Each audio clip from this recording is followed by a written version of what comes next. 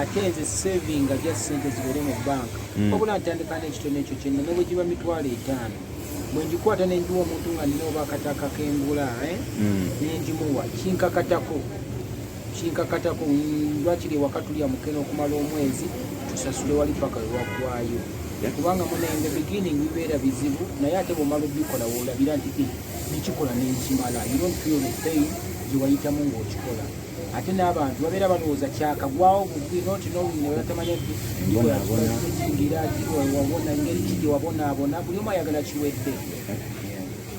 kino kitandika kinagenda kukyala ekyenyumba kino kuwaffe interview tetwagikola twabyogerako bwogezi abavubuka bali eyo balyagadde okumanya nituwaini muvubuka munnaffe naye waliwo ekiriwo abavubuka just bagetting inspired bamanye nti byonna bisoboka batakkiriza nti byonna bisoboka bajja kubeera nga bwe batyo okitegeera tulina okuinspiringa before me I'm there to inspire before I expire kubanga buli omu ajja kukaddiwa ajja kukula akaddiwa aveewo naye nze saagala kuvaawo mukuvaawo kyentegeeza kyekitya nti nja kulekawo nti Mikiwen yayigiriza bwati Mikiwen yalaga abantu bwati nti kisoboka kubanga nange waliwo abandaga nti kisoboka waliwo akatabo ke nali nsoma omusajja omu omugezi ng'agamba tuyinza okulowooza mbu ya wasting time abantu bakikozesa bubi we don't waste time we waste ourselves tosobola kwonoona budde kubanga gwe bw'oba oyina emyaka 2 kati enkya tosobola kubeera myaka 2 era ojja kubeera emyaka 2 n'obutikitiki obugwamu oba n'essaawa ezigwamu oba n'ennaku ezigwamu naye ate buli lunaku waliyo ssaawa emu waliyo ssaawa 2 waliyo ssaawa 3 nga zeezimu era ku ssaawa zeezimu era we zibeera naye ate gwe tekisoboka kubeera bwe kityo so people bayige okumanya nti they don't waste time but they waste themselves bw'okaddiwa amaanyi gogenda yina nga nina emyaka 15 sigendina kati sigenda okubeera nago nga nina 5 sigenda okuba nago nga nina 6 sigenda okuba nago nga nina 10 sigenda okuba nago nga nina 15 oba bwetyo paka mukama wananzigira mu bulamu bw'ensi eno so let's not waste ourselves nze sigamba let's not waste time but let's not waste ourselves so that we do the needful when we still can. Omukulu nyumba eno tulaba oli mwana muto nnyo okubanga ogizimbidde emyaka emeka bo waliwo abakadde essaawa zino ng'akyazimba nnyumba teggwanga munnange nze njagala kumenyawo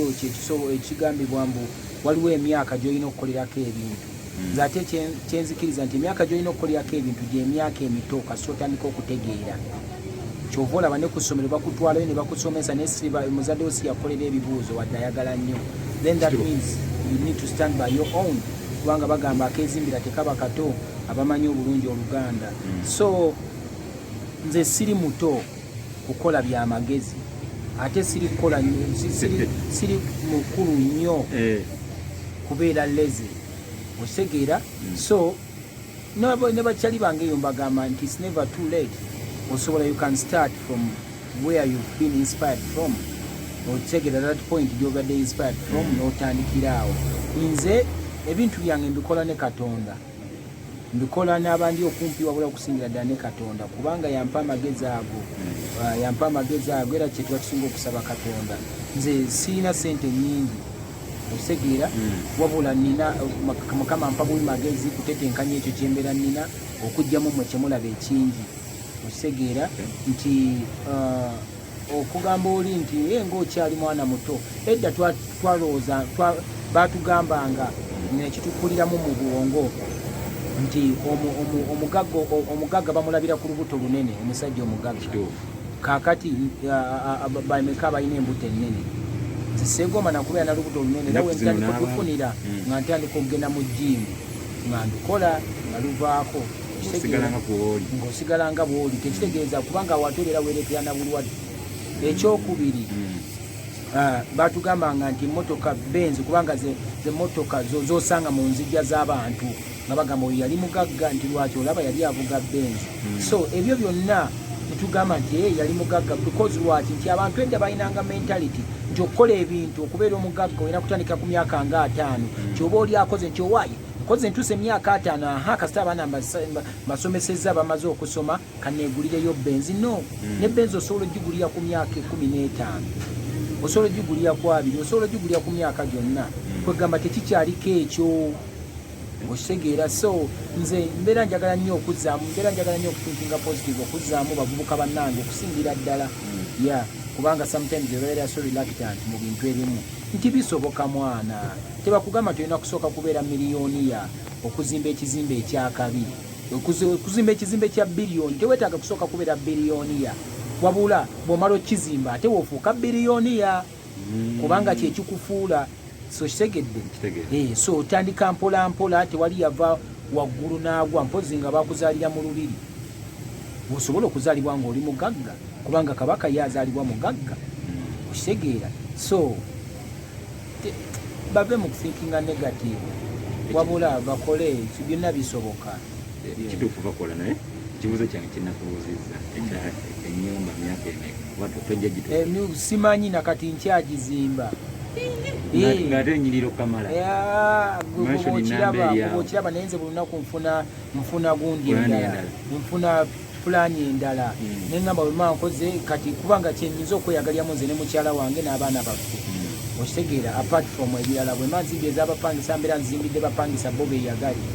naye kaakati nange mbeera nina nange okweyagalako so bwenda ngendako nendaba ewa edi yawe nga waliwo kyenneegombye nga nkikola bwe ngendako ewa banjuma nendaba kyenneegombye nga nfuba nange nga ngamba nange kankole nsobole okukikola bwe ngendako ebulaya nendaba ekirala kyenneegombye nga nakyo nkikola oba sisita wange wajja ewaka kubanga be balina ennyo olugezigezi ba sisita najja nagamba bannaye kano kalungi miki lwaki tokakola nendaba nange nga kalungi nga ngamba okay kankakole the next time she comes back here asobole okusanyuka nti I did what she requested me to do. So okuzimba tekukoma. In short, simanyi myaka gye ngizimbidde oba giri 10 oba emeka naye ekikulu emyaka egy'etaano nga nzimba oba 6 tebakyogerangako era nalinga kisekererwa ku kyalo naye kaakati bagamba do it in silence and make the success do the noise. Okitegeera kaakati bw'okikolera mu silence nga aboogera bwe kituuka nga kiyiseemu obeera tokyetaaga kwogera kati nemubuuza jasi nembaddamu boze nga yange envimba okay ku weekend eno ewedde ku Saturday twalengera ebifaananyi nga biyitingana nze nga nze sasooka kukkiririzaawo lwaki olaba tebisoboka nana tekisoboka omubanda waffe kugambye ffe waffe bitasoboka bisoboka bitasoboka bisoboka byemukola byokka tuyina ffe na Katonda waffe netusinza era tukkiriza nti yakola ebyamaanyi ebisinga. So ffe kasita tufuna vision we wake up start it up there and then till we finish okitegeera till we finish.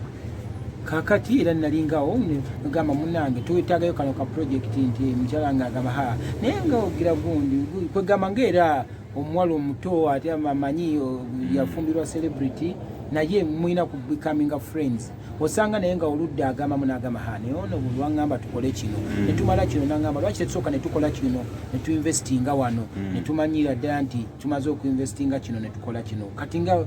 ndowooza naye kyemmanyi yalinga oluusi atyamu naye nemugamba my dear I told you one day I will mbaga you osegeera kiddemu nemugamba I told you one day that I will mbaga you so kakati it was just the beginning of the mbaga day kakati it was just the beginning of the mbaga day so I will mbaga her until I put the right ring on her finger. Mwatandika mutya mwaka ki? Twatandika nga mubbi ewaabwe nemutwala nemwonoona naye nanyonoona kati tandika okweyonoona kati tweterezezza. Mweterezezza myaka emeka egyo? Myaka tugenda myaka 7. Ekyo si kive kyali kive nnyo era abazadde baali banyiigira nayonoona muwala waabwe naye nange ne bansaasira kubanga